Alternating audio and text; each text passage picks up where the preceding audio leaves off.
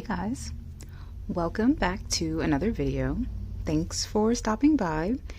As you can see, I am back to my BS. I'm back on my chaotic looking perfume trays.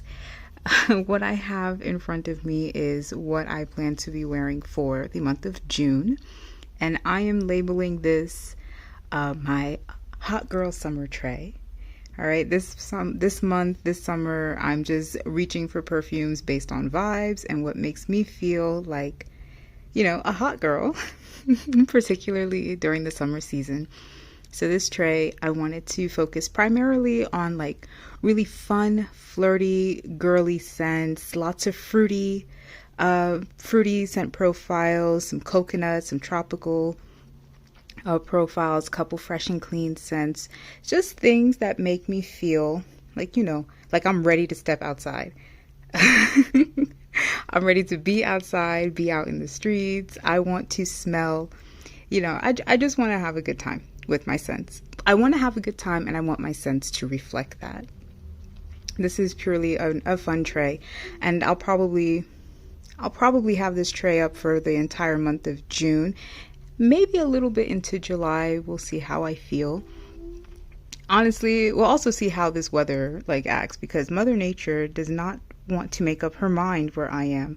It is like hot and cold, stormy one day, sunny the next, stormy one day, flood zones. It's a little obnoxious, but I think maybe this tray will also reflect the way this weather pattern has been.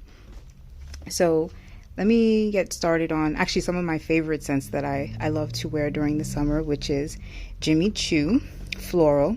I had this featured in a previous tray, and I'm just bringing it back out again because I love wearing this. It's bright, it's fruity, beautiful notes of like pear and I think nectarine or peaches or whatever. It's like all the fruits that you could imagine that's in this scent, with a nice hefty base of ambroxan in the dry down. It's mouth-wateringly juicy. It's very fresh, a little clean too, while also being fruity. This one, and I think it personally shines in warm weather. Another one is a perfume that this is actually more of an eau de cologne, I believe. I purchased this one on a whim last year. Gave it a good wear in the later half of the summer season, and I enjoyed this one. This one reminds me of La Vie est Belle, maybe a little bit of Flower Bomb. It has a very similar DNA. This is Joven's Black Musk. Has a very similar DNA where it's a bit fruity, little floral, with what I get a hint of patchouli. There's black currant in this, so that's why I put this one forward for this tray, because it really is like a beautiful dark fruit with some powdery florals. And because this is an eau de cologne, it's a very light wearing scent, and I think this is truly a nice scent for those hot summer days where you just want something spritzed on very quickly. It will fade quickly in time. I get about 2 to 3 hours with this, which does not bother me, especially because this is an eau de cologne concentration. It's a nice scent, especially if you're going to be running some quick errands outside, or maybe you're just going to meet up with a friend real quick. Gave it a good bit of wear. Like I said, I can be a little generous with a scent like that. Next is also Tocca's Simone. Please excuse the fact that this has a missing label. I bought this heavily discounted, so that doesn't bother me. This is primarily a aquatic floral with watermelon. So it's fruity, it's aquatic, it's floral, it's very fresh. This is very similar to Max Turquatic. I finally got my nose on Max Turquatic. I was at the mall with my sister once, and I finally got a chance to smell it, because I feel like they never have samples or at least testers for the MAC perfumes out, but they had it, and it was barely there's a drop of perfume left in the tester. So I sampled that one, and it's very beautiful, both MAC Turquatic and Tocca Simone. I feel the biggest difference between the two scent profiles is Toca Simone has a creamy floral base. There's a lot of tropical florals in Simone. There's ylang ylang and tiare flower with a beautiful note of watermelon in the opening to give it that like a sweet aquatic scent. Max Turquatic leans more towards a fresher, greener, like a fresher, greener style. This one, honestly, it makes me think it's more pink. I love this. I love this perfume. I think it's such a great fragrance to wear during the summer, probably all year round, but I love reaching for fruity florals in the summertime. And, you know, watermelon is a staple for summer season, you know, backyard barbecues and family get-togethers. In the back here, I've got I apologize. I keep confusing the names. This is Angel, the Eau de Toilette by Mugler. This is the 2019 version. And I know like that seems odd. Why am I going to add an Angel flanker in summer? This perfume, despite it having a very the Angel DNA, it is a beautiful light and like a lighter, slightly airier version of Angel. I think this is a very, very good flanker, especially an Eau de Toilette flanker, because you still get that classic Angel profile while it being now kind of modernized and a little lighter wearing. I feel like for those who may not have liked Angel in the past would enjoy this scent, and those who are Angel purists and, you know, fans of the older formulation, I should hope that they can appreciate a modern take of this, because I know they have had many flankers now. The Angel Elixir does not smell anything like Angel. This one I think is more true to form. I love this fragrance. It opens up with a kind of crisp, sweet and tart green apple note. There's praline and the classic Angel patchouli. What I get when I smell this and when I wear it, I finally like put it together. It makes me think of apples, green apples dipped in like a praline caramel sauce with a hefty dose of patchouli, of course. I love this. This is such a hot girl scent to me. Like really, this is a hot girl scent. If Angel was like the hot girl back in the 90s, this is like her daughter in 2019. You know, like her mama was the hot girl back in the day. Now, and while she is still like the hot woman, her daughter is now the modern hot girl. I love this scent. I wear this anytime I'm ready to go out to parties, out to hanging out with my sister. We're going to the city. I love wearing Angel, the Eau de Toilette. I do own the Eau de Parfum as well. I have a slightly older formulation of it, and that one is beautiful, but I cannot wear that one during the summertime. I know myself. I love the scent. That is strictly a winter, like dead of winter version for me. Next, I have an all-time cheapy favorite. This is Solar Floral. I'm once again bringing this back out. I feel like that little Bernie Sanders meme. I am once again bringing out Solar Floral. But what can I say? I really, really enjoy this scent. I enjoy the scent profile. As you can see, I've also got my Charosa 62 to layer with it. And I had this little like sample set or a travel set of these sand and fog oils. I purchased this a long time ago, and I'm kind of starting to work through a lot of my little perfume oils now. Malibu Beach is supposed to be inspired by Sol de Janeiro's Charosa 62. I don't think this is a good inspiration. It smells very good. Truly, it does. But this is not at all a good inspiration. I can see where they're trying to go with it. At first sniff, you can kind of think like, yeah, like I can kind of see where they're getting 62, but oops, sorry guys, I just knocked into my camera. But it quickly veers into its own direction. This is much more powdery, much more almond. I think this focuses more on almond than it does pistachio and caramel. Nor does it have any of those tropical florals that solar floral would have. This sometimes goes into the realm of Play-Doh as well. I think with how heavy it is on the almond, and it's powdery in the sense where it makes me think of that Play-Doh profile. Now I understand when I see a lot of perfume reviewers or where they say certain almondy scents can lean towards Play-Doh. It's pleasant. I'm not, I like Play-Doh. I loved playing with it as a kid. And Malibu Beach is nice. And I think they do layer well. Lasts a while. Like these little oils, they last a long time.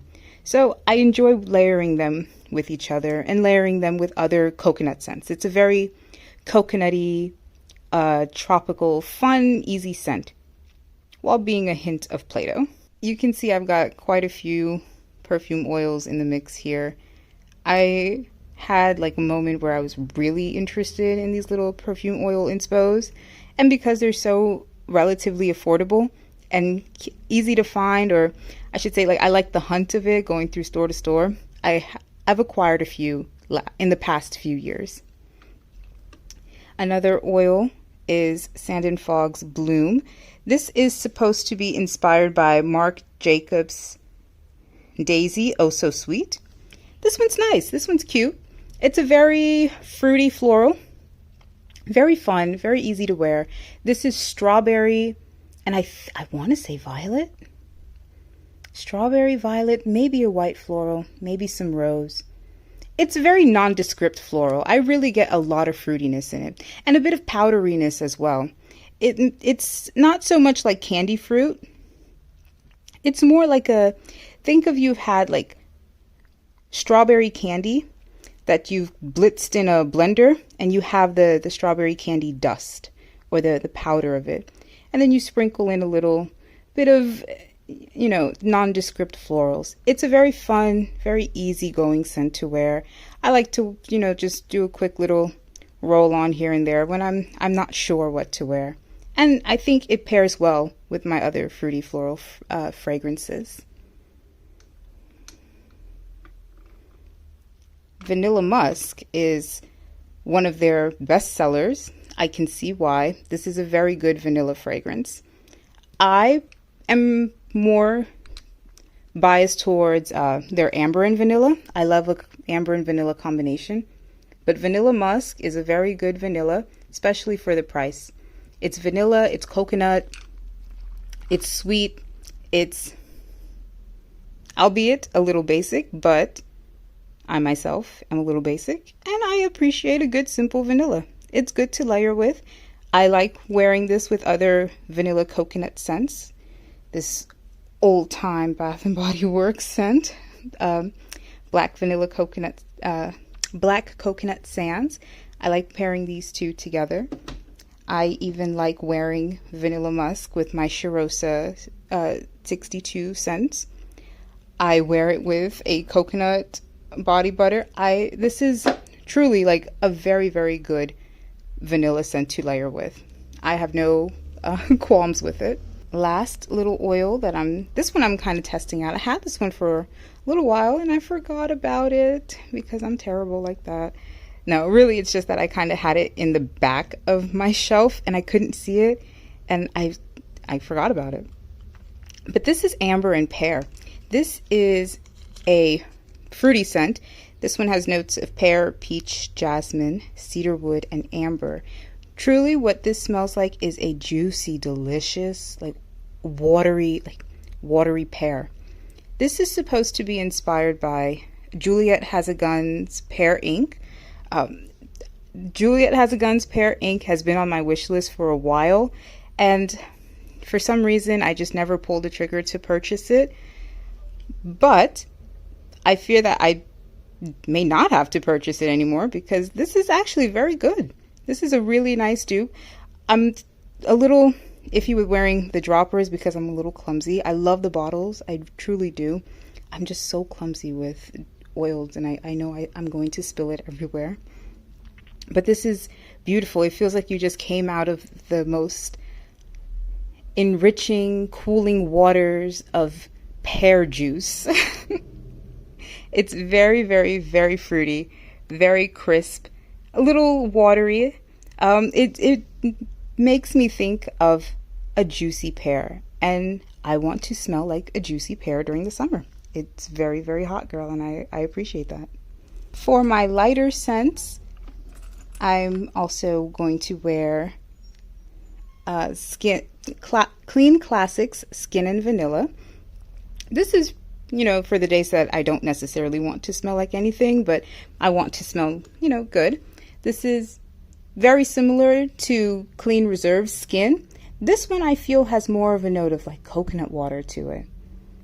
It's very fresh, very slightly sweet, very musky, kind of aquatic, and with a beautiful hint of vanilla.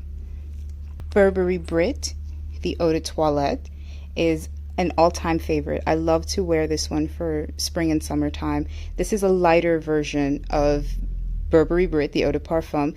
It truly smells very similar to each other. This one is just a little lighter, fruitier. There's more of that bright, zesty lime opening. A little more sugary too. There's that sugary almond note. This one is just brighter, sweeter, a little airy. As you can see, I've drank through this fragrance. It's an eau de toilette. It doesn't last as long as the eau de parfum, but I don't mind. Like I said, when it's summertime, I don't mind wearing my eau de toilettes and eau de colognes. I feel like those are more appropriate concentrations of fragrances for warmer weather. Viva La Juicy is an OG hot girl. I feel like Viva La Juicy is the quintessential hot girl scent. This is the La Fleur Flanker. I think this is discontinued now, but I probably any Viva La Juicy flanker could work for the summer season. It smells exactly like Viva La Juicy, just a little more fruit, just a little more flowerier. Floral. God, flowerier is not a word. Just a little more floral, a little lighter, a little more aquatic. I love this scent, and I also found this little oil that I'll pair it with. This is Sand and Fog's Enchanted Blossom, which I've had for a while, but I've worn a good bit of it. The bottle just doesn't... Okay, here we go. I've worn a bit of it.